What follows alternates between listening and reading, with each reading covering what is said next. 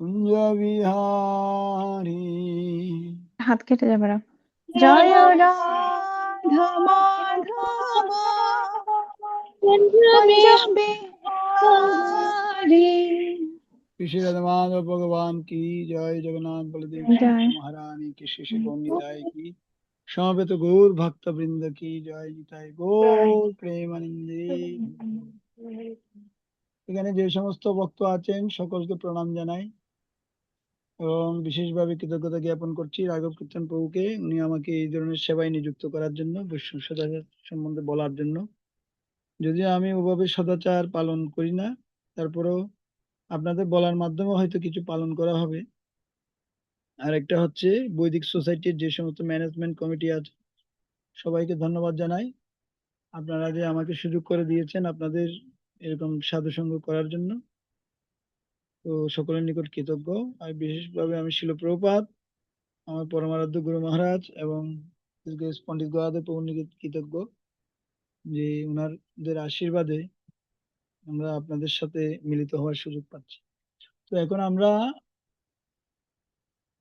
গুরু পরম্পরার নিকট গভীরভাবে প্রার্থনা করব, কারণ গুরু পরম্পরার আশীর্বাদ ছাড়া আমরা কিছুই লাভ করতে পারবো না। এই জন্য এখানে যারা আছেন, টাইমটা যেহেতু আমরা এখানে ঢুকতে বলেছে আমাদের রাঘব কীর্তন প্রভু, ঢুকে গিয়েছে, ঠিক আছে, ঢুকে ভিডিওটা অফ করে আমি অন্য কাজ করব, ওটা ঠিক নেই। অন্তত যে টাইমটুকু আমরা এখানে 1 ঘন্টা হয়তো সময় অতিবাহিত করব, সেই সময়টা যাতে আমরা প্রপার ইউজ করি এবং পুরো টাইম জুড়ে যাতে আমরা খুব ভালোভাবে মনোযোগের সহিত শুনি এবং গুরু পরম্পরার নিকট প্রার্থনা করি, যার মাধ্যমে আমরা এখান থেকে কিছু লাভ উঠাতে পারি। অজ্ঞানতিমিরন্ধস্য জ্ঞানাঞ্জন শলাকয়া চক্ষুरुन्मीलितं येन तस्मै श्रीगुरुवे नमः। श्रीचैतन्यमनोभीष्टं स्थापयितं येन भूतले स्वयं रूपकदा मह्यं ददाति सपदान्तिकं। वन्देऽहं श्रीगुरु श्रीयुतपदकमलं श्रीगुरून् वैष्णवांश्च श्रीरूपं साग्रजातं सहगणा रघुनाथं तं तं सजीवम् সাদ্বৈতং যমদূতং পরিজনসহিতং কৃষ্ণ চৈতন্য দেবম শ্রীরাধা কৃষ্ণ পাদান সহগণ ললিতা শ্রী বিশাখান্তাশ্চ নমঃ বিষ্ণুপাদায় কৃষ্ণ পৃষ্ঠায় ভূতলে শ্রীমতে ভক্তিবেদান্ত স্বামিনীতি নামিনে নমস্তে সরস্বতী দেবী গৌরবাণী প্রচারিণী নির্বিশেষ শূন্যবাদী পশ্চাৎপদেশতারিণী পঞ্চকল্পতরুশ্চ কৃপা সিন্ধুভ্যেব চ পতিতানাং পাবনেভ্যো বৈষ্ণবেভ্যো নমো নমঃ। জয় শ্রীকৃষ্ণ চৈতন্য প্রভু নিত্যানন্দ, শ্রী অদ্বৈত গদাধর শিবাসাদি গৌর ভক্তবৃন্দ। হরে কৃষ্ণ কৃষ্ণ কৃষ্ণ হরে হরে, হরে রাম রাম রাম হরে হরে। তো আজকে আমরা আলোচনা করব সদাচার নিয়ে। আপনাদের এই সদাচার বইটা আছে সবার? সদাচার এবং সাধনা, এই বই থেকেই মূলত আলোচনা হবে, কিন্তু এটা স্লাইডের মাধ্যমে আমরা দেখাবো। আপনারা বইতে পরে দেখলেও হবে, কিন্তু স্লাইডটা খুব মনোযোগের সহিত দেখবেন, আমি কি বলছি সেটাও শুনবেন। আশা করছি আপনারা এখান থেকে কিছু আধ্যাত্মিক লাভ উঠাতে পারবেন। আর যদি গুরুত্বপূর্ণ কোনো পয়েন্ট মনে করছেন আপনার, এটা আপনার জীবনের জন্য খুব মাইল ফলক, আপনার জীবনে অনেক উপকারে আসবে, তখন সেটা আপনি নোট করতে পারেন। তো গুরু পরম্পরা আচার্য বর্গদের নিকট প্রার্থনা করছে এবং আমার গুরু মহারাজের প্রণাম মন্ত্র, আপন আপন গুরু প্রণাম মন্ত্র। নমঃ বিশ্বপাদায় কৃষ্ণ পৃষ্ঠায় ভূতলে শ্রীমতী জয় পতাকা স্বামিনী নামিনী নমঃ আচার্য পদায় নিতাই কৃপা পদায় গৌরবর্ধন। তো আজকে এই যে সদাচার নিয়ে আমরা এখানে উপস্থিত হয়েছি, এই সদাচার ক্লাসটা কিন্তু অনেক পরে আপনাদের দেওয়া হচ্ছে। এখানে ম্যাক্সিমাম 16 মালা জপ করেন, অনেকে কৃষ্ণ প্রসাদ পান, এবং অনেকে কৃষ্ণ প্রসাদ পাওয়ার জন্য আপনারা কি প্রতিজ্ঞা গ্রহণ করেছেন, এবং এই পুরুষোত্তম মাসে অনেকে কৃষ্ণ প্রসাদ পাচ্ছেন। তো সদাচারটা হচ্ছে তাদের জন্য যারা কৃষ্ণ ভক্তিতে উন্নতি সাধন করতে চায়। সৎ আচার, সৎ আচার, সদাচারের বিপরীতটি কি? অসৎ আচার। কেউ যদি সদাচার পালন না করে তাহলে সে কোন ধরনের আচরণ করবে? অসৎ আচার। তো মূলত আমরা জীবনে ম্যাক্সিমাম সময় অসৎ আচারই করি, কিন্তু শিল প্রভুপাদের কৃপায়, গুরুবর্গদের কৃপায় আমরা সদাচার পালন করার সুযোগ পাচ্ছি। এটা হচ্ছে মহা সৌভাগ্য। তো সবচেয়ে বড় সদাচার হচ্ছে বৈষ্ণবদেরকে সম্মান প্রদর্শন করা, বৈষ্ণবদেরকে দেখা মাত্র প্রণাম করা, বৈষ্ণবদের কৃপা আশীর্বাদ নেওয়া এবং তাদের কথাগুলো ব্যক্তিগত জীবনে প্রয়োগ করার চেষ্টা করা, পালন করা। এটা হচ্ছে সবচেয়ে বড় সদাচার। আর কিছু বাহ্যিক সদাচার আছে, যেমন স্নান করে বাথরুম করে স্নান করা, প্রস্রাব করে জল নেওয়া, তারপর নখ কেটে ছোট রাখা, তারপরে চুলদাড়ি কেটে প্রভুরা চুলদাড়ি কেটে ছোট রাখা। এগুলো হচ্ছে সদাচার। তো প্রভাত যখন আমেরিকায় গিয়েছিলেন, প্রভাত বলছিলেন, আমি তোমাদেরকে হিপি থেকে হেপি করে দিয়েছি, আর আবার তোমরা চুলদাড়ি রেখে হিপি হয়ে যেও না, প্রভাত বলছিলেন। তো এই জন্য আমাদেরও সেটা লক্ষ্য রাখা উচিত। আমরাও এই শিল প্রভুপাদের কৃপায় এই কৃষ্ণবাণীতে লাভ করার সুযোগ পেয়েছি, আমরা যাতে কি না করি, হিপি থেকে হেপি হয়ে হেপি থাকি। তো এখানে বৈষ্ণব সদাচারের প্রথম দিকে এই লেখাটি কি দেখা যাচ্ছে আপনাদের এখানে স্ক্রিনে? কারণ ল্যাপটপ থাকলে বা মোবাইলে খুব সুন্দর দেখা গেলে আপনারা একটু পড়বেন কেউ একজন, তারপর এখান থেকে আমি কিছু বলবো। হরে কৃষ্ণ প্রভু। হ্যাঁ বলুন। প্রভু আমি পড়বো। হ্যাঁ পড়েন, মৌসুমী মাতান। বৃন্দা বৃন্দাবনবাসীরা সবাই বৈষ্ণব। তাদের সবকিছুই মঙ্গলজনক, কারণ তারা কোনো না কোনোভাবে সর্বদা কৃষ্ণের পবিত্র নাম উচ্চারণ করেন। সুতরাং এখানে আমাদের একটা জিনিস বুঝতে হবে যে সমস্ত ইস্কন ভক্তগণই বৈষ্ণব, কারণ তারা সর্বদা হরিনাম করেন। শ্রীল প্রভুপাদ আমাদের বৈষ্ণব হওয়ার যোগ্যতা দান করেছেন। সমস্ত বৃন্দাবনবাসীকে বৈষ্ণব বলে জানা উচিত। কেন? কারণ কোনো না কোনোভাবে তারা হরিনাম উচ্চারণ করেন। তাহলে আর ইস্কন ভক্তদের কি কথা? সমস্ত ভক্তদেরকে বৈষ্ণব জেনে আমাদের খুবই শ্রদ্ধা করা উচিত। এটা অনেক ইম্পর্টেন্ট হরে পয়েন্ট। কৃষ্ণ। বিশেষ করে সবাইকে সকলে সম্মান করিতে শক্তি দেহনাথ যথাযথ, আমরা প্রার্থনা করি না? তো আসলে যারা উন্নত বৈষ্ণব তাদেরকে সম্মান করাটা সহজ, কিন্তু যাদেরকে আমাদের চোখে মনে হয় যে না উনি এত উন্নত না, উনি পড়ালেখায় এত উন্নত না, অথবা তার সেবার কোয়ালিটি এত উন্নত না, তাকে সম্মান করা একটু কঠিন হয়ে যায়। অথবা আমাদের একেবারে জুনিয়র ভক্ত কিন্তু বৈষ্ণব, 16 মালা জপ করে, 4টা নিয়ম পালন করে ভগবানের প্রসাদ পায়, সেই ক্ষেত্রে আর যারা হরিনাম জপ করে অন্তত তাদেরকে আমাদের সব সময় সম্মান করতে হবে। কিন্তু কৃষ্ণদাস কবিরাজ গোস্বামী বলছেন, হয়েছেন হবেন যত বৈষ্ণবের গণ, সবার ও চরণ বন্দে হইয়া অনু। যারা বৈষ্ণব হয়েছেন এবং যারা ভবিষ্যতে বৈষ্ণব হবেন, সবার চরণ তিনি বন্দনা করছেন। তাহলে এটা কত উন্নত মনোভাব। এখানে বলছে বৃন্দাবনবাসীরা সকলেই বৈষ্ণব, তাদের সবকিছু মঙ্গলজনক, কারণ তারা কোনো না কোনো ভাবে সর্বদা কৃষ্ণের পবিত্র নাম উচ্চারণ করে।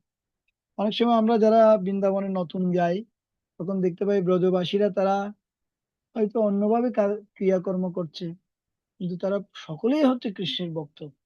আর বৃন্দাবনে হচ্ছে 5,000 রাধা কৃষ্ণের মন্দির আছে।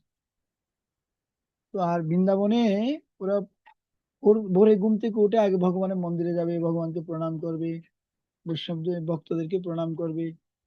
এবং তারা ভক্তদেরকে এত ভালোবাসে, যারা ব্রজবাসী, যারা কৃষ্ণের ভক্ত, যারা পরিক্রমা করে ওখানে, তাদেরকে এত ভালোবাসে তারা। তারা সেখানে তাদের ঘরের সামনে সেখানে খুব সুন্দর ব্যবস্থাপনা রাখে, যাতে যারা পরিক্রমা করে এসে সেখানে বসতে পারে, এবং তাদের জন্য রুটি বানিয়ে রাখে এবং কিছু সবজি বানিয়ে রাখে, সেগুলো তাদেরকে দেই। এইভাবে তারা বৈষ্ণব সেবা করে, কোনো না কোনো ভাবে তারা বৈষ্ণব সেবা করার চেষ্টা করে।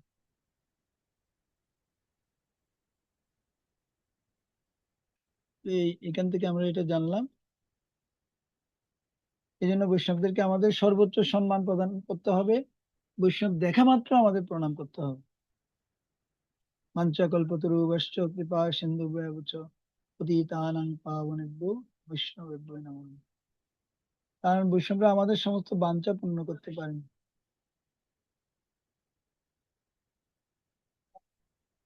এটা একটু পড়ুন।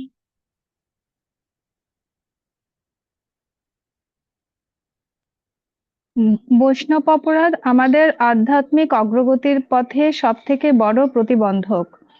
আহ দুর্বাসা মুনি অম্বরীশ মহারাজের চরণে অপরাধ উদাহরণ। এই কাহিনীটা আপনারা সকলে জানেন, এখানে দেখতে পাচ্ছেন দুর্বাসা মুনি কিভাবে ছুটছে, বিভিন্ন অনেকের কাছে গিয়েছে, কেউ তাকে সুরক্ষা প্রদান করতে পারছে না। কারণ অম্বরীশ মহারাজ সারা পৃথিবীর রাজা ছিল, আর কোনো না কোনো ভাবে ভ্রমণ করতে করতে দুর্বাসা মুনি তার গৃহে এসে উপস্থিত হয়েছিল অনেক মুনি ঋষি নিয়ে। তো তিনি চেয়েছিলেন যে একাদশীতে তিনি পালনা করবেন এই অম্বরীশ মহারাজের গৃহে।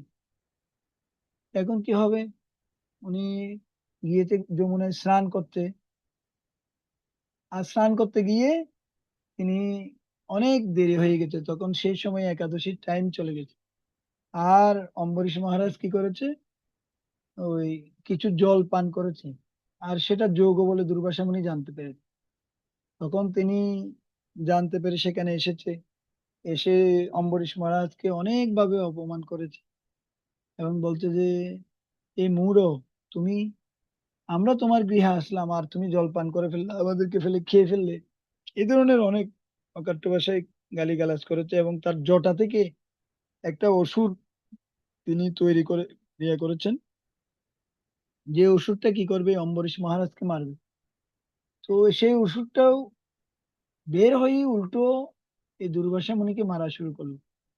এবং যখন ওষুধটা বের হয়েছে তখন সাথে সাথে ভগবান বিষ্ণু সেখানে চক্র পাঠিয়ে দিয়েছে। আর চক্রটা যখন দুর্বাসা মুনির কাছে গেল, তখন দুর্বাসা মুনি ভয়ে ভীতগ্রস্ত হয়ে গেছে। ওই দেখুন এখানে চক্রের ছবি দেওয়া হয়েছে, এই যে এটা চক্র, এটা এত তেজ, কোটি কোটি সূর্যের থেকেও বেশি তেজ এই ভগবানের এই চক্র। এবং সেই চক্রের ভয়ে সে বিভিন্ন লোকে পলায়ন করছে এই দুর্বাসা মুনি। পরবর্তীতে সে দৌড়াতে দৌড়াতে অনেক লোকে গিয়েছে, এমনকি বিষ্ণু লোকে পর্যন্ত বিষ্ণুর কাছে চলে গেছে, যে চক্র বিষ্ণু ছেড়েছে তার কাছে চলে গেছে। তখন বিষ্ণু বলছে যে তুমি আমার কাছে আসলেও আমি তোমাকে সুরক্ষা দিতে পারবো না। কেন আমি তোমাকে সুরক্ষা দিতে পারবো না? কারণ আমার ভক্তকে সুরক্ষা দেওয়ার জন্য আমি এই চক্র ছেড়েছি, আর ওটা এই চক্রে কিন্তু বিফল হবে না। তখন পরবর্তীতে তাহলে দুর্বাসা মুনি জিজ্ঞেস করতে, তাহলে এর প্রতিকার কি হতে পারে? তখন বলল যে এর প্রতিকার হচ্ছে আপনি যার চরণে অপরাধ করেছেন সেই অম্বরীশ মহারাজের চরণে গিয়ে ক্ষমা ভিক্ষা করতে। তখন পরবর্তীতে অম্বরীশ মহারাজের কাছে এসে ক্ষমা ভিক্ষা করেছে। অম্বরীশ মহারাজ তো ভগবানের মহান ভক্ত, আর অম্বরীশ মহারাজ সাথে সাথে তাকে কি করে দিলেন, ক্ষমা করে দিলেন। ভক্ত তো অপরাধ নেই না, ভক্ত দুর্বাসা মুনিকে দেখে আরো প্রণাম করছে। আর দুর্বাসা মুনি এসে এমন ভাবে অম্বরীশ মহারাজের চরণে পড়ে গেলেন, আর অম্বরীশ মহারাজ সাথে সাথে তাকে ক্ষমা করে দিয়েছে। তাহলে এখান থেকে আমরা বুঝতে পারছি, যদি ভক্তের চরণে কোনো অপরাধ হয়, যেভাবে কাঁটা যে দিক দিয়ে ঢুকে সেদিক দিয়ে আমাদের কাঁটা বের করতে হয়, এমনি কোনো ভক্তের চরণে যখন অপরাধ হবে, কাউকে যখন আমরা কটু কথা বলে ফেলি, বড় ভাষায় কথা বলি, তখন আমাদের সেই ভক্তের চরণে অপরাধ ক্ষমা চাওয়া উচিত। আর অন্য কেউ সে অপরাধ ক্ষমা করলেও সেটা কাজ হবে না। এই কারণে আমাদের অনেক সময় ভক্ত সঙ্গে রুচি চলে যায়, শ্রবণ কীর্তনের রুচি চলে যায়, বৈষ্ণবদের আহ সঙ্গ করতে ইচ্ছে করে না। এটা এগুলোর মূল কারণ হচ্ছে বৈষ্ণব অপরাধ। তো আবার যখন আমরা এই বৈষ্ণব গীতগুলো গাই, বৃন্দাবনবাসী যত বৈষ্ণবের গণ, প্রথমে বন্দনা করি সবার চরণ, যেমন আজকে আমরা একটা বৈষ্ণব গীত করেছি, ওহে বৈষ্ণব ঠাকুর দয়ার সাগর এ দাসে করুণা করো। এই ধরনের গীতগুলো যখন গাইবো তখন আমাদের হৃদয়টা একটু একটু শান্ত হয়ে যাবে, এবং হৃদয়টা কোমল হবে, সেই কোমল হৃদয় দিয়ে তখন আমরা হরিনাম করতে পারবো। এটা আরেকজন একটু পড়ুন। হ্যাঁ, আসলে এটা দুলাল একটা পড়ুন। খুবই মারাত্মক অপরাধ। বৈষ্ণব অপরাধের ব্যাপারে আমাদের খুবই সাবধান করতে হবে। তো এই যে বৈষম্য অপরাধ, এটা এটা অত্যন্ত ভয়ঙ্কর এবং মারাত্মক। মূলত যারা বিষ্ণুর ভক্ত, যারা বিষ্ণুর নাম করে, তারাই হচ্ছে বৈষ্ণব। যেমন ধনী বাবার ছেলের গায়ে যদি কেউ হাত দেয়, তাহলে ওর বাবা কি করবে, ওর যত টাকা আছে সেই টাকা দিয়ে দেখে নেবে না, দুলাল বাবু? কি বলবে, যে আমার যত টাকা আছে সেই টাকা দিয়ে আমি তোমাকে দেখে নেব। কারণ ও ধনী ঘরের ছেলে, ওনার ছেলের গায়ে হাত দিয়েছে। তেমনি ভগবান হচ্ছেন বিশ্ব ব্রহ্মাণ্ডের মালিক। তো আমরা যারা ভগবান বিষ্ণুর ভক্ত হয়েছে তারা কি, তার ভগবান বিষ্ণুর ছেলে, পুত্র। তো তার গায়ে যদি কেউ হাত দেয় তাকে দেখে নেবে ভগবান। যেভাবে প্রহ্লাদ মহারাজের গায়ে যখন, প্রহ্লাদ মহারাজকে অনেকভাবে অত্যাচার করেছে, কিন্তু পরবর্তীতে যখন একেবারে তলোয়ার খুলে যখন মারতে গেল, এই বড়লোকের গায়ে যখন হাত তুলতে গেল, তখন ভগবান বিষ্ণু স্বয়ং নৃসিংহ রূপে স্তম্ভ থেকে আবির্ভূত হয়েছে এবং হিরণ্যকশিপুকে বধ করেছে কিনা। তাহলে এখান থেকে আমরা কি শিক্ষা পাই? ভক্তদের আমাদের সর্বোচ্চ সম্মান দিতে হবে, কোনোভাবে তাদের কোনো দূরদর্শন করা যাবে না, তাদের কখনো তাদের চরণে অপরাধ করা যাবে না। এগুলো আমরা এখান থেকে শিক্ষা পাই। এখানে একটা উদাহরণ দেওয়া হয়েছে, দক্ষ শিবের চরণে অপরাধ। তো শিব ছিল দক্ষের জামাতা, মানে দক্ষের ছোট কন্যাটিকে শিব বিবাহ করেছিল, তার নাম ছিল সতী। আর দক্ষ খুব এক্সপার্ট ছিল, সন্তান উৎপাদনে এক্সপার্ট, এই জন্য তার একটি নাম হচ্ছে দক্ষ। 10,000 সন্তান উৎপাদন করেছিল, সেগুলোকে নারদ মুনি ব্রহ্মচারী বানিয়ে দিয়েছে। আবার পরবর্তীতে 1,000 সন্তান উৎপাদন করেছে, তাদেরকেও নারদ মুনি ব্রহ্মচারী বানিয়ে দিয়েছে। এভাবে তার একটি নাম হচ্ছে দক্ষ। তো একদিন একটা মহাসভার আয়োজন করা হয়েছিল, সেখানে ব্রহ্মা এসেছে, নারদ এসেছে, শিব ঠাকুর এসেছে এবং সমস্ত মুনি ঋষিরা এসেছে, সমস্ত দেবতারা এসেছে। তো সেই সবাই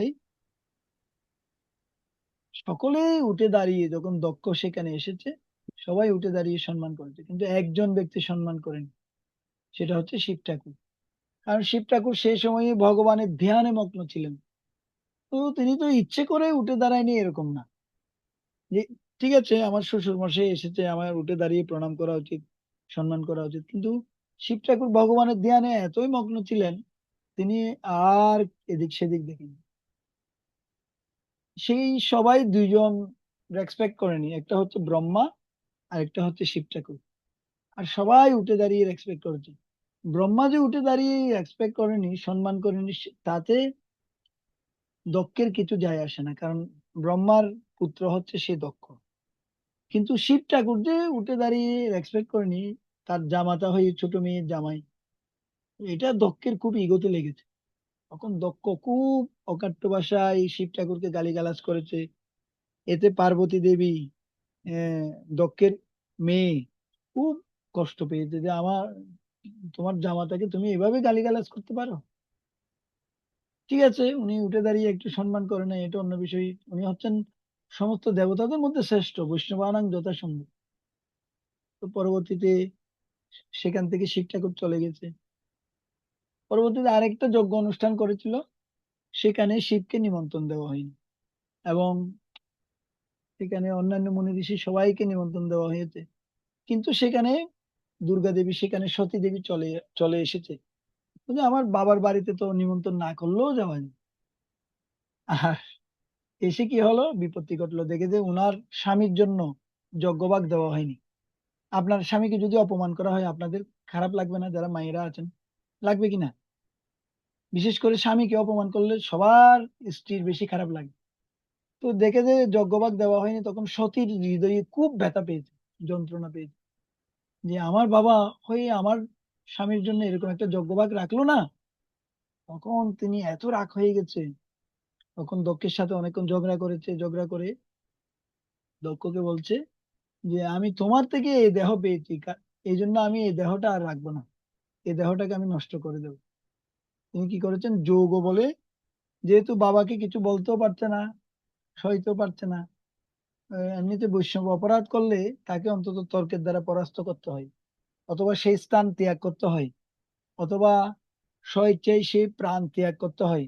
কিন্তু সতী বেছে নিয়েছিল প্রাণ ত্যাগ করা, কারণ তিনি চিন্তা করছিলেন আমি এই দেহটা পেয়েছি আমার বাবার থেকে, দক্ষ থেকে। যেহেতু দক্ষ বৈষ্ণব অপরাধ করেছে, আমার স্বামীর চরণ অপরাধ করেছে, শিব হচ্ছে মহান বৈষ্ণব, এই জন্য এই দেহটা আমি আর রাখবো না। সেই জন্য সতী দেবী এই 4 নাম্বারটা বেছে নিয়েছিল, যে একদম যৌগ বলে দেহটাকে আগুন লাগিয়ে দিয়ে তিনি ভস্মীভূত করে দিয়েছে। কিন্তু আত্মা তো মৃত্যু হয় না, আত্মাটা আবার আরেকটা দেহ ধারণ করেছে। তো এইভাবে অনেক কাহিনী আছে যে শিবের গলায় মুন্ডমালা থাকে। তো একদিন সতী দেবী জিজ্ঞেস করছে যে প্রভু, এই আপনার গলায় এই মুন্ডমালাগুলো কিসের? বলছে কেন, তুমি জানো না? বলছে না।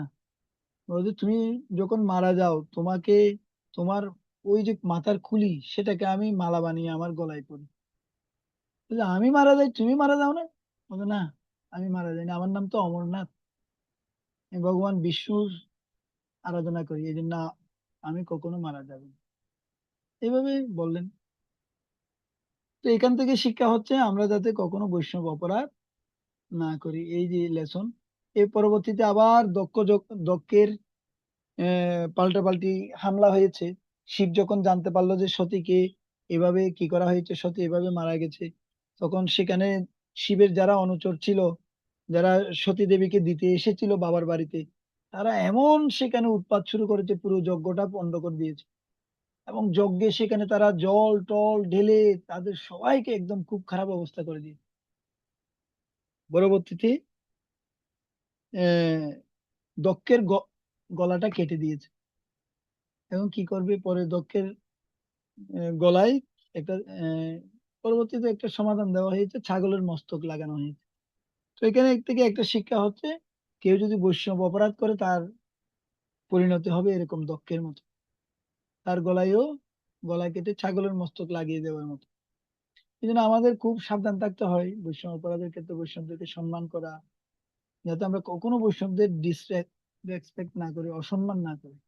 এটা আমাদের সবসময় মনে রাখতে হবে। আপনারা আমাকে আশীর্বাদ করবেন যে এই বিষয়গুলো আমি বলছি যাতে এগুলো আমি পালন করতে পারি। এটা একটু পড়ুন, সুমন প্রভু পড়ুন। প্রত্যেকে একটু একটু পড়লে ভালো হয়।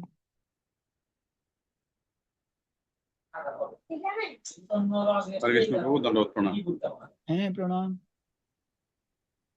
যদিও তাদের কেউ কেউ কঠোরভাবে ভক্তি মার্গের নিয়মগুলি পালন করেন না, মোটের উপর যারা কৃষ্ণ ভক্ত তারা প্রত্যক্ষ হোক আর পরোক্ষভাবেই হোক কৃষ্ণ নাম করেন। তো অনেক সময় মনে হতে পারে ও, উনি তো এই এই নিয়ম পালন করে না, ও নিয়ম পালন করে, কিন্তু হরে কৃষ্ণ মহামন্ত্র জপ করে, তাহলে তাকেও অসম্মান করা যাবে না, তাকে সম্মান করতে হবে। এটা একটু পড়ুন, এটি খুবই। এটি খুবই গুরুত্বপূর্ণ উপদেশ। এই নীতির ভিত্তিতেই গড়ে উঠেছে সারা বৈষ্ণব সংস্কৃতি ও সদাচার। আমেরিকান বৈষ্ণব, ভারতীয় বৈষ্ণব কোনো বৈষম্য থাকা উচিত নয়। তো আমরা যারা আপনারা মায়াপুর গিয়েছেন দেখেছেন, আমরা যখন মায়াপুরে যাই দেখি, কারা কারা মায়াপুর গিয়েছেন এখানে? দেবদুলাল কেউ গিয়েছেন? হ্যাঁ, হাত তুলেছে। কারা কারা গেছেন মায়াপুর? মুন্নি পালিত মাতাজি গিয়েছে। বাহ। তো মায়াপুরে দেখেন না, ওখানে আফ্রিকান নিগ্রো আছে, তারপরে আছে কি একদম যারা রাশিয়ান আছে, রুশবাসী আছে, তারা একদম ধবধবে লাল দেখতে। আর যারা আফ্রিকান আছে একদম চুকচুকে কালো, এত কালো। তারপরে যারা আমেরিকান আছে ওরা দেখতে ফর্সা সুন্দর, দেখতে অনেক সুন্দর। এই রাশিয়ানরাও সুন্দর, কিন্তু ওরা দেখতে দেখতে বেশি সাদা ধবধবে। অনেক রুশ বৈষ্ণব আছে। এখানে একটা রাশিয়ান পল্লী আছে মায়াপুরে, রাশিয়ান পল্লী, ওখানে শুধু রাশিয়ান ভক্তরা অনেকে থাকে। তো আমাদের অনেক সময় মনে করে এ কালো বৈষ্ণব, এ আফ্রিকান বৈষ্ণব, এ আমেরিকান বৈষ্ণব, এ রুশ বৈষ্ণব, এরকম কোন বাদ বিচার করা উচিত না। যেমন আমাদের জয়প্রকাশ স্বামী মহারাজ, উনি কোথাকার? উনি হচ্ছে আমেরিকান। আবার ভক্তি তীর্থ স্বামী মহারাজ, উনি কোথাকার? আফ্রিকা মনে হয়। তারপরে এভাবে এক একজন মহারাজ এক এক জায়গায় আবির্ভূত হয়েছে। সকলেই কিন্তু ভগবানের শুদ্ধ ভক্ত এরা, যদি ওরা আফ্রিকায় আমেরিকায় বিভিন্ন জায়গায় আবির্ভূত হয়েছে। এই জন্য আমাদের বৈষ্ণব দেখা মাত্র আমাদের প্রণাম করা উচিত। বিশেষ করে যারা সন্ন্যাসীদেরকে দেখা মাত্র প্রণাম করতে হবে। সন্ন্যাসীদেরকে, না হলে আপনার যশ, আয়ু, অনেক কিছু ক্ষয় হয়ে যেতে পারে। এটা অনেক গুরুত্বপূর্ণ বিষয়।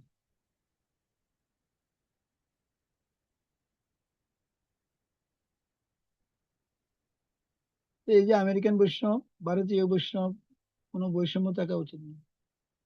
এটা একজন পড়বেন?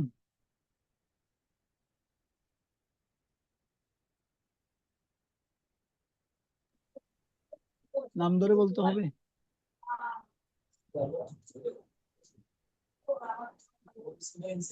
হরে কৃষ্ণ প্রভু। হ্যাঁ, চন্দন দত্ত বাবু। শ্রী চৈতন্য চরিতামৃতের আদিলীলা সপ্তম অধ্যায়ে 50তম শ্লোকের তাৎপর্যে বলা হয়েছে, বৈষ্ণব হবেন বৃক্ষ অপেক্ষা সহিষ্ণু এবং তৃণ অপেক্ষা বিনীত।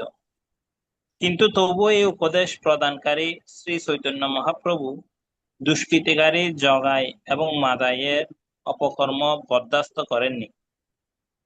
তারা যখন নিত্যানন্দ প্রভুকে আঘাত করে, তখন তিনি ক্রুদ্ধ হয়ে তাদের সংহার করতে উদ্যত হন।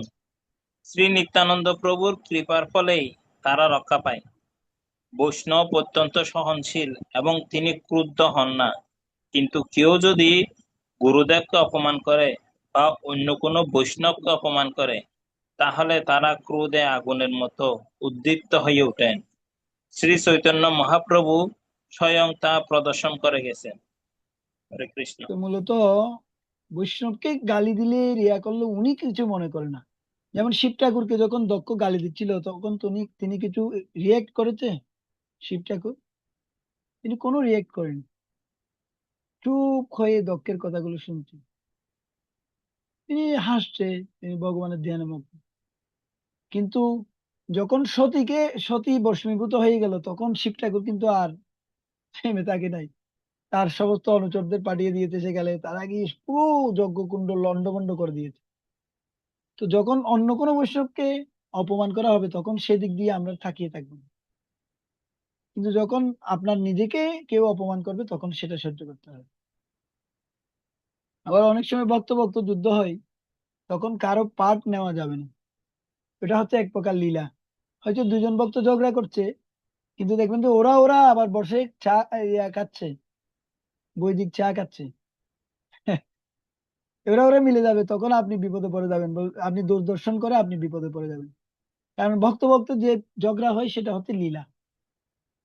সে ধরনের অনেক কাহিনী রয়েছে। তো ভক্ত ভক্তের যে ঝগড়া, সেটাকে আপনি কি দূরদর্শন হিসেবে নিতে পারবেন না। সেটা দেখেও না দেখার মতো করে চলে আসতে হবে।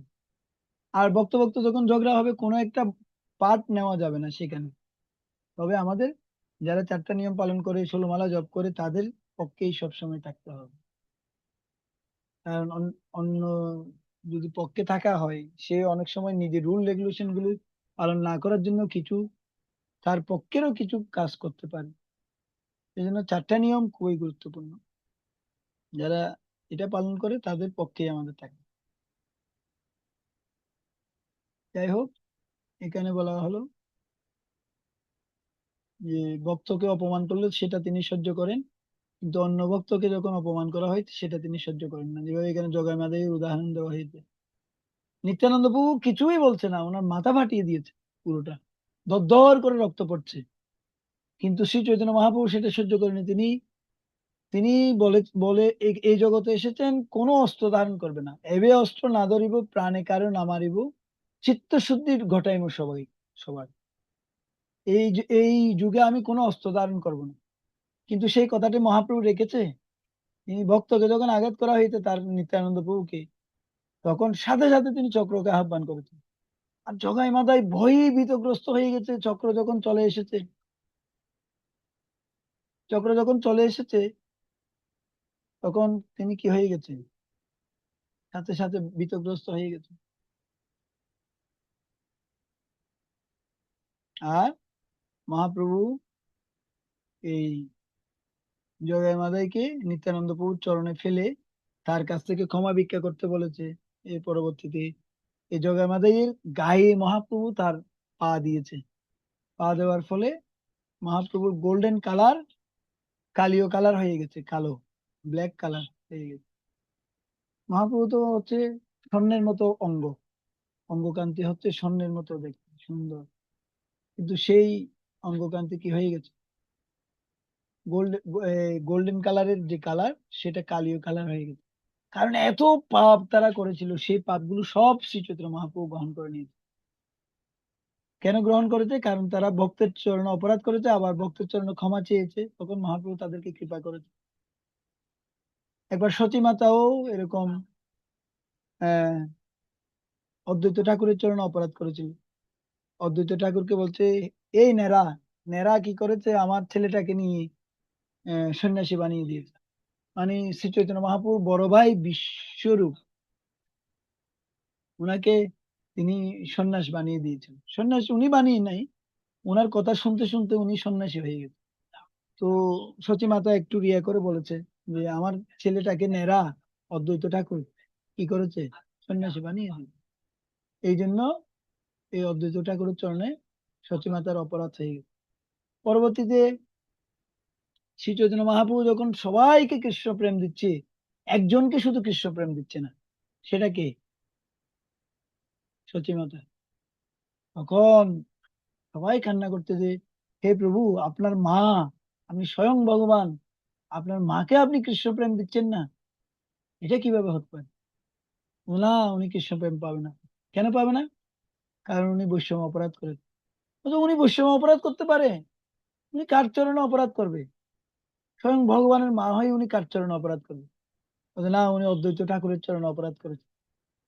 তখন মহাপ্রভু ঘটনাটা খুলে বলল। পরবর্তীতে অদ্বৈত ঠাকুর সেই কথাটি শুনে তিনি অজ্ঞান হয়ে পড়ে গেছে ওখানে। বলছে, সতী মাতা আমার চরণে অপরাধ করতে পারে, এটা এরকম হতে পারে না। উনি ওখানে অজ্ঞান হয়ে পড়ে গেছে এই অদ্বৈত ঠাকুর। তখন মহাপ্রভু সতী মাতাকে বলছে যে এখন গিয়ে তুমি ওনার অদ্বৈত ঠাকুরের চরণে পড়ো, এখন এটা সুযোগ, তার চরণ দুলে নাও। তো যখন পড়েছে, সাথে সাথে সতী মাতাও কৃষ্ণ প্রেম পেয়ে গেছে। হরি বল। বুঝতে পারছেন ঘটনাটা? তো বৈষম্য অপরাধ হলে আমাদের শ্রবণ কীর্তনের রুচি চলে যায়। অনেক সময় আমরা বুঝতে পারি না আসলে আমরা যে অপরাধ করছি। আমরা যাকে পারি তাকে যে কোনো কিছু বলে ফেলছি। তো আমাদের অনেক সাবধান থাকতে হবে। এই কৃষ্ণমহানামীতে আমরা এসেছি, যদি আমরা বৈষম্য অপরাধ সম্বন্ধে সাবধান না থাকি, তাহলে এটা আমাদের জন্য কঠিন হয়ে যাবে। এটা একটু পড়ুন আরেকজন,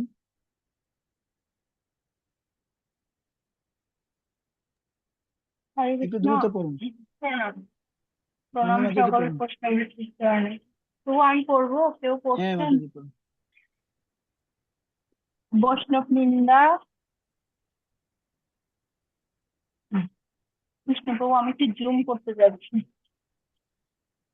বৈষ্ণব নিন্দা কখনো সহ্য করা উচিত নয়। কেউ যদি বৈষ্ণব নিন্দা করে তাহলে যুক্তি তর্কের দ্বারা তাকে সিদ্ধ করা উচিত। স্তব্ধ তা করা উচিত, করতে না বন্ধ পারলে করা উচিত। ও হ্যাঁ, তা করতে না পারলে সেখানেই প্রাণত্যাগ করা উচিত এবং এবং আহ, তাও তা করতে না পারলে, তাও করতে না পারলে সেখান থেকে চলে যাওয়া উচিত। মানে বৈষম্য নিন্দা না তারপর শুনে সেখান থেকে চলে যেতে হবে।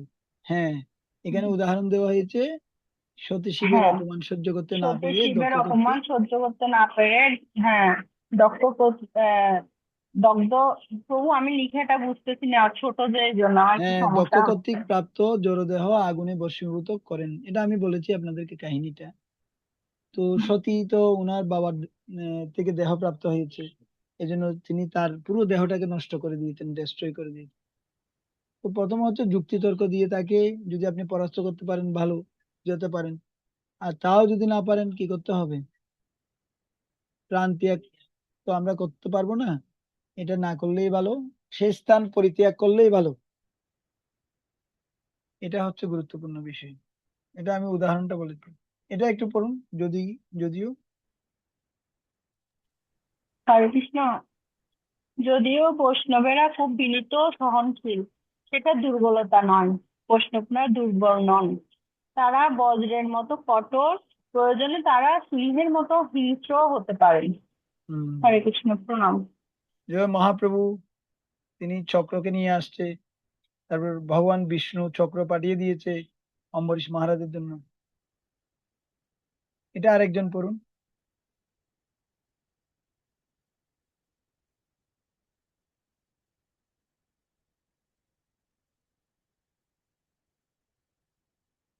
আর কে কে আছে দেখি এখানে। সে হম হ্যাঁ বলেন, দেখা যাচ্ছে? শিল প্রভুপাদ প্রায় বলতেন, বৈষ্ণব হবেন গোলাপের পাপড়ির মতো কোমল, আবার তিনি হবেন বজ্রের মতো কঠোর।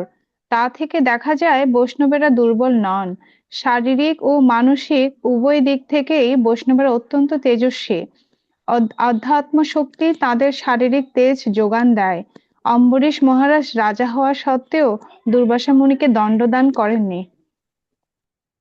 এটা হচ্ছে বৈষ্ণবের করুণা, দেখতে পাচ্ছেন কিভাবে দুর্বাসা মুনি গিয়ে ওনার চরণে পড়েছে। আর অম্বরীশ মহারাজ যখন বলেছে তখন চক্রটা থেমেছে। হ্যাঁ, দেখুন কি পরিস্থিতি সেখানে। অনেকেই আছে, সবাই হাত জোড় করে দাঁড়িয়ে আছে, সবাই ভয়ে ভীতগ্রস্ত। স্বয়ং রাজদরবারে তিনি চলে আসছে আর এসে অম্বরীশ মহারাজের চরণে পড়েছে। আসলে বৈষ্ণবের চরণে ক্ষমা ভিক্ষা করলে বৈষ্ণব তো আরো বলছে, না না না প্রভু, আসলে আমি এরকম, আমি না আপনার চরণে অপরাধ করেছি, এরকম বলে না? আমরা বলেছি প্রভু আপনার চরণে মনে হয় আমার অপরাধ হয়ে গেল, না না না আমার অপরাধ হয়ে গেছে আপনার চরণে। উল্টো উনি ওভাবে বলেন। বৈষ্ণব কখনো কি করেন না। আবার কিছু কিছু বৈষ্ণব আছে যে, না তোমাকে আমি এই অপরাধ ক্ষমা করবো না, বৈষ্ণব সেবা দিতে হবে। এরকম দুষ্টামিও করে অনেকে। সেটা করা উচিত নয়। আমাদের কেউ যদি আমাদের থেকে ক্ষমা চায়, সাথে সাথে আমাদের ক্ষমা করে করে দেওয়া উচিত। ও হয়তো আপনিও জানেন না যে আপনার চরণে ও অপরাধ করেছে। তো হঠাৎ করে যদি ও আসে যে মাতাজি আপনার চরণে মনে হয় আমার অপরাধ হয়ে গেছে, বলবে, আরে আমিও জানি না এটা কি অপরাধ হয়েছে, আপনিও জানেন না, কিন্তু ও ওটা মনে মনে অপরাধ কি করে নিয়েছে। যেভাবে রূপ গোস্বামী পাদ ভগবানের লীলা দর্শন করছিলেন, মানে তিনি লীলা দর্শন করে করে ওই যে একটা ঢাল থেকে রাধারানী ফুল পাড়ছে, আর তিনি ওই ফুলটা মানে কৃষ্ণ ঢালটা একটু নিচে নামায় আবার উপরে তুলে দেয়। এটা দেখে উনি হেসে দিয়েছে। তো একজন খোড়া কৃষ্ণদাস সেই পথ দিয়ে যাচ্ছে, খোড়া কৃষ্ণদাস মনে করেছে উনাকে দেখে হেসেছে। সাথে সাথে রূপ গোস্বামী পাদ আর কোনো লীলা দর্শন করতে পারতেন না, ওনার চিত্ত থেকে লীলা চলে গেছে। তখন তিনি তার বড় ভাই সনাতন গোস্বামীর কাছে গেলেন, জিজ্ঞেস করলেন যে প্রভু আমি তো এই লীলা আর দর্শন করতে পারছি না, এটার কারণটা কি? তখন সনাতন গোস্বামী পাদ বলছে যে তোমার কারো না কারো চরণে অপরাধ হয়েছে, তোমাকে বৈষ্ণব সেবা দিতে হবে। যখন বৈষ্ণব সেবা দিয়েছে তখন সেখানে খোড়া কৃষ্ণদাস আসে নাই, আর সবাই আসছে। তখন বলে যে এই ভক্তের চরণে অপরাধ হয়েছে, তাকে ভক্তের কাছে গিয়েছে। তখন ভক্তকে জিজ্ঞেস করছে কি আমার অপরাধ আপনার চরণে, কি করেছি যে আপনি আমার প্রতি ইয়া হয়েছে? এই ঘটনা, তুমি আমাকে দেখে হেসেছো। না, আমি আপনাকে দেখে হেসেছি? আমি মানে আমি পাটার একটু খোঁড়াই করে হাঁটি বলে তুমি আমাকে দেখে হেসেছো? না তো, আমি আপনাকে দেখে হাসিনি, আমি তো রাধা এবং কৃষ্ণের লীলা দর্শন করে হেসে দিয়েছিলাম। এরকম এরকম লীলা আমি দর্শন করছিলাম, এর পরবর্তীতে আপনার চরণে অপরাধ হয়ে যাওয়ায় আমি আর লীলা দর্শন করতে পারিনি। এটা যখন বলেছে উনি আবার অনুতপ্ত হয়ে গেছে, এরকম লীলা দর্শন করে তুমি হেসেছো আর আমি মনে করছি এরকম। তখন দুজনের মধ্যে আবার কি হলো, তখন অপরাধটা কি হলো আর কি। এরকম অনেক সময় হয়, আমরা অনেক সময় কাউকে ভুল বুঝি, তখন সেটা অপরাধ হয়ে যায়। তখন আবার দুজন যখন মিলিত হয় বলে যে, না প্রভু এটা তো এরকম না, এটা এরকম, কিন্তু আমি তো মনে করছি এটা এটা এরকম। তখন কি হয়ে যায়, আবার শুদ্ধ হয়ে আর কি। বৈষ্ণবদের কারো প্রতি অশ্রদ্ধাপরায়ণ হওয়া উচিত নয়, আবার অন্যের নিকট থেকে নিজের জন্য সম্মান দাবি করা উচিত নয়। অমানি না মানদান। শ্রী চৈতন্য মহাপ্রভু বারাণসীতে নিচু স্থানে বসেছিলেন। অপবিত্র স্থানে বৈশ ইহা কি কারণ? মানে এই প্রকাশানন্দ সরস্বতী ঠাকুর বলছে যে তুমি অপবিত্র স্থানে কেন বসেছো। আর তিনি একজন বড় সন্ন্যাসী ছিলেন, মায়াবাদী সন্ন্যাসী। তো তারা অনেক সন্ন্যাসী একসাথে এসে দেখে মহাপ্রভু একদম নিচু জায়গায় নিচু স্থানে বসে আছে। তখন হাত ধরে প্রভাবে দেখিয়ে তোমায় সাক্ষাৎ নারায়ণ, তোমাকে দেখতে একদম সাক্ষাৎ নারায়ণ, তুমি কেন এই ধরনের, আমরা উঠোনে যেখানে জল টল ফেলি সেই ধরনের একটা স্থানে স্যাঁতস্যাঁতে জায়গায় গিয়ে মহাপ্রভু বসেছে। তখন প্রকাশানন্দ হাতেতে আপনি প্রকাশানন্দ হাতেতে ধরিয়া বসাইল সভা মধ্যে সম্মান করি। তখন সম্মান করে মহাপ্রভুকে সেই স্থানে বসিয়ে দিল। বৈষ্ণবরা কার প্রতি অশ্রদ্ধা পরায়ণ নয়, সেটা মায়াবাদী সন্ন্যাসীদের ক্ষেত্রেও দেখা যাচ্ছে। তারাও সন্ন্যাসীদের সবাই সম্মান করে। বৈষ্ণব হবেন অদোষদর্শী, তিনি অন্যের দোষ দেখেন না। অবশ্যই প্রতিটি মানুষের মধ্যে ভালো গুণও আছে, দোষও আছে। সুতরাং বলা হয়েছে সজ্জন গুণমিচ্ছস্তি, বৈষ্ণব অপরের গুণগুলি কেবল দেখেন, দোষগুলি নয়। তিনি শুধু অন্যদের সদ্গুণগুলিই দেখেন আর নিজের মধ্যে দোষ দেখেন। আমরা কি দেখি? নিজের মধ্যে গুণ দেখি আর অন্যের দোষগুলো সারাদিন দেখি। এখানে উল্টো বলছে, তিনি বৈষ্ণব যিনি হবেন তিনি নিজের মধ্যে দোষ, আমি এখনো, আমার মধ্যে এই কাম ক্রোধ গুলো রয়ে গেছে, এখনো আমি ভালোভাবে জব করতে পারি না, জব করার সময় কত ধরনের চিন্তা চলে আসে, এই ধরনের তিনি সবসময় নিজেকে মনে করবেন। আর দেখবেন যে এই ভক্তটা কত ভালো ভক্তি করছে, কত ভালোভাবে ভক্তিতে অগ্রসর হচ্ছে। এভাবে অন্যের দোষগুলো গুণগুলো সবসময় দেখবেন আর নিজের মধ্যে সব সময় দোষ দেখবেন, তখন সে উন্নত হয়ে যাবে। এটাই কেন বলবেন। তিনি নিজের প্রতি অত্যন্ত কঠোর এবং নিজের ব্যাপারে সর্বদাই খুঁটিয়ে খুঁটিয়ে দেখেন যে তার কি কি ত্রুটি রয়েছে। এই পয়েন্টটা অনেক ইম্পর্টেন্ট। আমরা অন্যের বেলায় কঠোর হয়ে যাই, কিন্তু নিজের বেলায় কি হয়ে যায়। কিন্তু এখানে বলছে তিনি নিজের প্রতি অত্যন্ত কঠোর এবং নিজের ব্যাপারে সর্বদাই খুঁটিয়ে খুঁটিয়ে দেখেন যে তার কি কি ত্রুটি রয়েছে। এটা একজন পড়বেন একটু।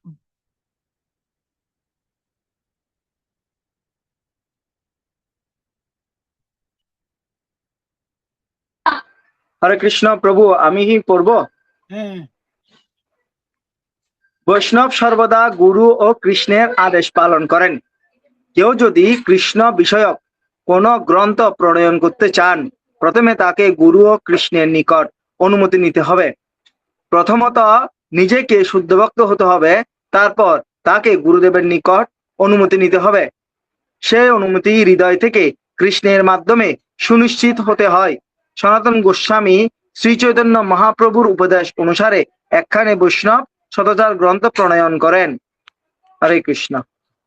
তো আমরা যে কোনো প্রজেক্ট, যে কোনো কিছু রান করতে চাইলে কার অনুমতি নিতে হবে? বৈষ্ণবের আশীর্বাদ নিতে হবে। আপনি অনেক বড় প্রজেক্ট করতে পারেন, অনেক বড় প্রচার করতে পারেন, অনেক বড় বড় ক্লাস দিতে পারেন, কিন্তু সেটা যদি বৈষ্ণবের অনুমতি না থাকে, তাহলে দেখবেন যে লাস্টের দিকে গিয়ে ওখানে কোনো রেজাল্ট নেই। এরকম অনেক সময় হয় কিনা, আমরা বৈষ্ণবদের আশীর্বাদ নিতে পারিনি হয়তো কোনো না কোনো ভাবে, দেখা যায় যেটা পরে ওটা থেকে কোনো রেজাল্ট পাচ্ছি না। এই জন্য যে কোনো ছোট হোক বড় হোক, যে কোনো কাজ আমাদের বৈষ্ণবদের আশীর্বাদ নিয়ে শুরু করা উচিত। তাহলে দেখবেন বৈষ্ণবের কৃপায় সেটা সাকসেস হয়ে গেছে। উদাহরণ কি? কৃষ্ণদাস কবিরাজ গোস্বামী, তিনি এই যে চৈতন্য চরিতামৃত লিখবে, অনেক বৃন্দাবনে অনেক মন্দিরে গিয়ে বিভিন্ন বৈষ্ণবদের কাছ থেকে আশীর্বাদ নিচ্ছে, আপনারা আমাকে আশীর্বাদ করুন আমি যাতে এই মহাপ্রভুর কথাগুলো লিখতে পারি। তার আগেও কিন্তু ওই বৃন্দাবন দাস ঠাকুর চৈতন্য ভাগবত লিখেছে, কিন্তু কৃষ্ণদাস কবিরাজ গোস্বামী তার গ্লোরিফিকেশন করছে যে আপনি এইগুলো লিখেছেন, আমি সেগুলো বাদ দিয়ে আর বাকিগুলো আমি এখানে তুলে ধরছি। এটা হচ্ছে দৈন্যতা। উনি বলছে পুরুষের কীট হইতে মহিষে লঘিষ্ঠ, এই যে গুয়ের পোকা আছে তার থেকেও আমি অনেক ছোট। কৃষ্ণদাস কবিরাজ গোস্বামী, মোর নাম লয় যে তার পাপ হয়, আমার নাম যে নেবে তার পাপ হবে, এইভাবে তিনি বলতেন। এটা কত দৈন্যতা। তো আমরা হয়তো এত কঠোর দৈন্যতা আমাদের নেই, কিন্তু আমাদের চেষ্টা করা উচিত ওনাদের জীবনগুলো পড়ে, যাতে আমাদের মধ্যে কিছুটা অন্তত তাদের ভাবগুলো আসে, এই ধরনের মহান বৈষ্ণব। তো পরবর্তীতে সনাতন গোস্বামী মহাপ্রভুর উপদেশ অনুসারে একখানি এই বৈষ্ণব সদাচার গ্রন্থ প্রণয়ন করেছিলেন। তো সেই বৈষ্ণব সদাচার গ্রন্থ আমরা আপনাদের মাঝে উপস্থাপন করছি। এটা আমাদের বিশেষ কৃপা শ্রী চৈতন্য মহাপ্রভু এবং সনাতন গোস্বামী। পরবর্তীতে পরম পূজ্য রাধানাথ স্বামী মহারাজ, পরম পূজ্য ভক্তিচারু স্বামী গুরু মহারাজ এই বৈষ্ণব সদাচারকে খুব সুন্দরভাবে আমাদের মাঝে তুলে ধরেন এই বৈষ্ণব সদাচার সাধনা বইয়ের মাধ্যমে। তো এই সদাচার সাধনা বইটি যারা পড়বে এবং যারা এই কথাগুলো ব্যক্তিগত জীবনে অ্যাপ্লাই করবে, তারা অনেক মহান বৈষ্ণব হয়ে যাবে। মহান বৈষ্ণব হতে না পারলেও তারা অনেক শুদ্ধ হয়ে যাবে এবং তারা অনেক খুব সুন্দর ভক্তি অনুশীলন করতে পারবে। যদি অ্যাজ ইট ইজ কেউ পালন করতে পারে তাহলে তার কথা নেই। এই জন্য যাদের যাদের এই বইটি সংগ্রহ করবেন, আমি যখন পড়ানোর পরে আপনারা বাসায় যখন অবসর সময়ে সেগুলো মিলিয়ে নিতে পারেন। আমি ওখান থেকেই তৈরি করেছি মূল মূল পয়েন্টগুলো নিয়ে। হরিভক্তি বিলাসে শুদ্ধ ভক্তের আচরণকে বৈষ্ণব সদাচার বলে অভিহিত করা হয়েছে। আচরণ, বৈষ্ণব সদাচার মানে হচ্ছে আচরণের বিজ্ঞান। আপনার চাল চলন, আপনার কথাবার্তা, আপনার ভাবভঙ্গিমা, আপনার ড্রেস আপ, এগুলোর মাধ্যমে সদাচার প্রকাশ পাবে। আপনি নখ কেটে ছোট রাখছেন কিনা, আপনি মাতাজিরা তো চুল কাটবে না, পুকুরা চুল কেটে ছোট রাখছে কিনা, এবং বাথরুমে গিয়ে আমি স্নান করছি কিনা, তারপর প্রস্রাব করে জল নিচ্ছি কিনা, এই সদাচার গুলো ছোট ছোট কিন্তু অনেক গুরুত্বপূর্ণ এগুলো আমাদের জীবনে। অনেক মনে হতে পারে এগুলো ছোট সদাচার, কিন্তু অনেক গুরুত্বপূর্ণ। সদাচার ব্যতিরেকে যেহেতু কোনো কিছুই সফল হয় না, তাই প্রতিটি কার্যে যথাযথ বৈষ্ণব সদাচার অনুসারে সম্পাদন করতে হবে।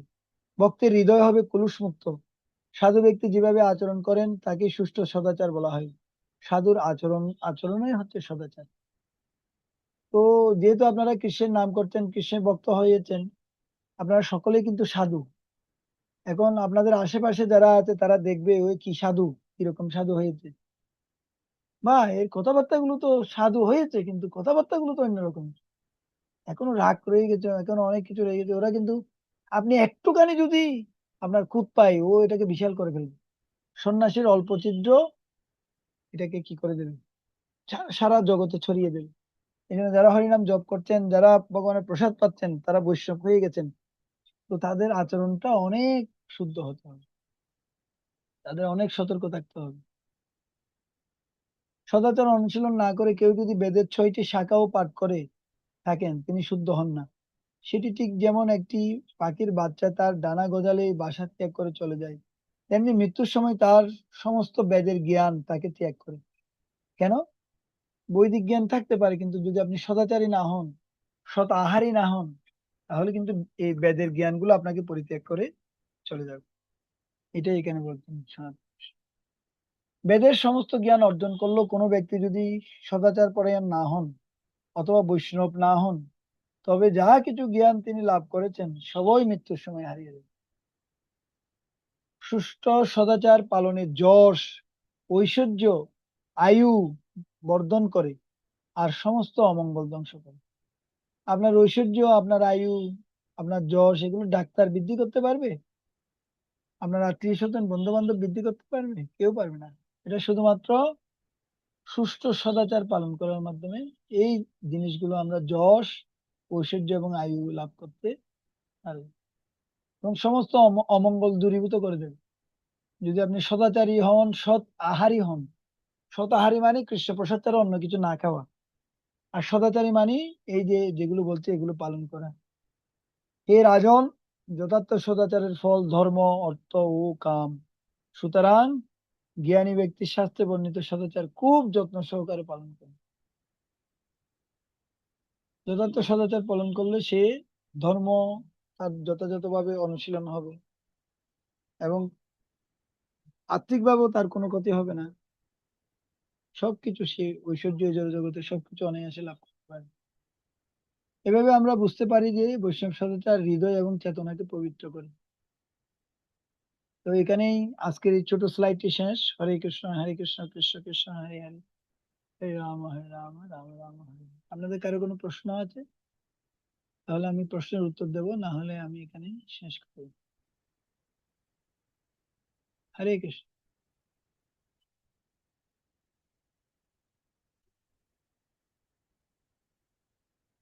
প্রশ্ন থাকলে আনমিউট করে বলতে পারেন। হরে কৃষ্ণ, প্রণাম করি। প্রণাম প্রভু, মাতাজি। যখন রাগ আসে বা বৈষ্ণবদের সাথে খারাপ আচরণ করি, এ, এটা কি কারণে হয় প্রভু? এটা কি অহংকারের থেকে হয়? হ্যাঁ, এটা হচ্ছে অহংকার থেকে হয়। যেমন আপনি যদি ভালো জব করেন, কেউ হয়তো একটু খারাপ জব করছে অথবা সেই জবের সময় ঘুমাচ্ছে, তখন একটা অহংকার চলে আসে, তুমি এখন ঘুমাচ্ছ কেন, উঠো, দাঁড়িয়ে জব করো, এরকম বলি না? তা আসলে আমাদের সাধনাটাকে আমাদের খুব ভালোভাবে গুরুত্ব দেওয়া উচিত। অন্যরা কি করছে ঠিক আছে, এটা আমি ক্লাসে বলবো, কিন্তু জবের সময় তাকে আমি ডিস্টার্ব করবো না বা অন্য কোনো সেবার সময় ডিস্টার্ব করবো না, সেটা একটা অপরাধ হয়ে যায়, অহংকার থেকে তো হয়। অন্য ক্ষেত্রে জবের সময়ও না, অন্য সময় এটা সব তো শুনি, তবু অনেক কিছু মনে হয় যে অনেক কিছু জানি, কিন্তু ঠিক জায়গায় যাই তো ফেল করে ফেলি, তখন তো অপরাধ করি। এটা কিভাবে মনে রাখবো, যে সব সময় কিভাবে মনে রাখবো সেটার যে জন্য আমাদের এটা ভালো অপরাধ সাধনা করি? করতে হবে। ভালো সাধনা হলে বৈষম্য অপরাধ হবে না। সাধনা যদি লুজ হয় তাহলে কিছু বৈষম্য অপরাধ হওয়ার সম্ভাবনা থাকে। মেমো আচ্ছা প্রভু, প্রণাম প্রভু। ভোরে উঠে আগে 16 মালা জপ করে ফেলতে হবে। তারপরে আর আরেকটা হচ্ছে সচেতন হওয়ার জন্য মাঝে মাঝে বৈষ্ণব সদাচারটা পড়তে হবে। বিশেষ করে আমরা এখন নতুন ভক্ত হচ্ছি, নতুন অবস্থায় বৈষ্ণব সদাচার নিয়মিত পড়তে হবে। এটা আমাদের মন্দিরে নিয়মিত পাঠ হয়। যদিও অনেকে এখানে 20 বছর 30 বছর ধরে ভক্তি করছে, তারপরও নিয়মিত পাঠ হয়। না হলে জপটক থেকে পাঠ হয়, না হলে বৈষ্ণব সদাচার থেকে পাঠ হয়। কারণ সদাচারটা হচ্ছে অলংকার। যেমন আপনি শঙ্খের বালা পড়েছেন না, এটা কেন হ্যাঁ পড়েছেন? প্রভু। আপনার স্বামী রয়েছে, এটা আপনার একটা অহংকার। সিঁদুর পড়েছেন, তো এটা হচ্ছে অলংকার। আপনি যে একজন, আপনার স্বামী রয়েছে সেটা আমরা বুঝতে পারছি। আর একজন ধনী মহিলাকে কিভাবে চেনা যাবে? তার গলায় অনেক বড় বড় নেকলেস থাকবে, নাকের ফুল থাকবে অনেক, সব স্বর্ণের। এভাবে বোঝা যাবে তিনি অনেক ধনী। এমনি সদাচারী কি, সেটা কিভাবে বোঝা যাবে? আপনার আচরণের মাধ্যমে বোঝা যাবে আপনি সদাচারী। আর কারো কোনো প্রশ্ন আছে? বল। হ্যাঁ, এখানে লিখে দিতে হবে, না হলে এটা অফিস নেবে না। দেবদুলাল বাবু কিছু বলবেন? সুমন দত্ত বাবু কিছু বলবেন? আজকে প্রথম ক্লাস কেমন লেগেছে? প্রভু, হরে কৃষ্ণ প্রভু, দণ্ডবোধ। তো ক্লাসটা তো অত্যন্ত চমৎকার। ওই মুন্ডি মাতাজির ওই প্রশ্নের আলোকে আমি আরেকটা প্রশ্ন করি। সেটা হচ্ছে, আসলে এটা আমি বুঝতে পারছি না এটা কি নেচার অফ জব কিনা। অর্থাৎ দেখা যায় আমি যে কাজ, সে কাজের ক্ষেত্রে দেখা যায় আমাকে একটু রূঢ় আচরণ করতে হয়, যেটা কিন্তু আসলে এটা থেকে আমি অনেক কষ্ট করে বেরোতে চাচ্ছি, কিন্তু সম্ভব হচ্ছে না। এটা আসলে আমার চাকরির ধরনটাই তো এরকম আর কি। যেহেতু ফিজিক্যাল জব, হ্যাঁ, আমরা রোদের মধ্যে বৃষ্টিতে ভিজা কাজ করতে হয়, তো ওখানে কিছুটা মানে সহকর্মীদের সাথে কিছু রূঢ় আচরণ করে ফেলি। এটা, এই আচরণটা আসলে একটা আমার একটা প্র্যাকটিসের মতো হয়ে গেছে। এটা দেখা যাচ্ছে কি, এটা অন্য জায়গাতেও এটার একটা প্রভাব পড়ে আর কি। পরে তো আসলে আমি হ্যাঁ, আসলে এটার থেকে মুক্ত হওয়ার জন্য আসলে আমি কি করতে পারি? আপনি যেটা বলছেন ঠিক আছে, তবে মানে আর কিছু কোনো টিপস আছে কিনা যদি দিতেন তাহলে। আমি একটা অফিসে গিয়েছিলাম, সরকারি অনেক বড় কর্মকর্তা। ও আমাকে ওই চেয়ারটা ছেড়ে দিয়েছে, বলে যে আপনি চেয়ারে বসেন। তারপর আমার জন্য দুটো ডাব নিয়ে আসছে, অনেক কিছু করেছে আমাকে দেখে। কিন্তু দেখতে পাচ্ছি ও যেহেতু অনেক বড় কর্মকর্তা, ওর অনেক সহকর্মী আছে, ওদের সাথে ও রূঢ় আচরণ করছে। হেই, ফাইলটা ঠিক সময় আনো না কেন? আমার সামনে 3-4 জনের সাথে দেখি বকাঝকা করে। তো আমি এটা দেখে ওকে সরাসরি কিছু বলিনি। পরবর্তীতে একটা ফিডব্যাক দিয়েছি আমি, "এ, তোমার জবে কিন্তু এটা প্রভাব পড়বে।" কারণ ওরাও তো জীব না, ওর ভিতরে ভগবান আছে। আর বিশেষ করে ও মানুষ, অন্যান্য পশু পাখিকে মারলেও সেটা কত বড় বিশাল প্রভাব পড়ে। যেমন আপনি যদি তেলাপোকার ওষুধ দেন, সেদিন এর পরের দিন দেখবেন আপনার জবে আপনি নিশ্চিত রূপে ঘুমাবেন। কারণ ওই তেলাপোকা মারলেও অনেক কি হয়, অপরাধ হয়। সাধারণ অন্যান্য পশুর কথা বাদ দেন, তেলাপোকা মেরে দেখিয়েন, এর পরের দিনের জবটা কিরকম হয় দেখবেন। এমনকি সার পোকা, উরুষ, মশা, এগুলো মারার পরও একটা এটার প্রভাব পড়ে। কারণ ওগুলো তো জীব না। এই জন্য প্রবাদ বলতে, তুমি মশারি টাকো, মশাকে এমনি শুধু শুধু মারার দরকার নেই। মশারিটাকে ঘুমাও, মশার ওষুধ হচ্ছে মশারি। এগুলো সূক্ষ্ম সূক্ষ্ম বিষয়, কিন্তু এগুলো অনেক প্রভাব পড়ে। এই জন্য আপনি চাইবেন, আপনি যখন ভালো ব্যবহার করবেন ও শুনবে কথা। আর কিছু কিছু ক্ষেত্রে অনেকে শুনে না, তাদের ক্ষেত্রে কিছু আমাদের আঙ্গুল বাঁকা করতে হয়, সেই ক্ষেত্রে ঠিক আছে। কিন্তু সবসময় যদি আমরা ওদেরকে বকাঝকা করি, তখন সে একেবারে অনেক সময় নাও শুনতে পারে আমাদের কথা। সেই জন্য ভালোবাসা দিয়ে অনেক কিছু করানো যায়, কিন্তু রূঢ় আচরণ করলে অনেক সময় ওরা বিপক্ষে চলে যায়, ওরা একটা গ্রুপ করে ফেলে, অথবা অন্য আরেকজনের সাপোর্টে চলে যায়, এরকম অনেক সময় হয়। তবু আপনার আর কিছু থাকলে বলতে পারেন, দেবদুলাল বাবুর অভিজ্ঞতা। তো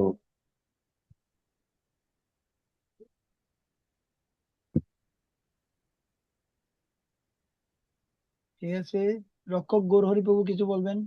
পুলিশ প্রভু, আপনি কি ডিউটিতে আছেন নাকি?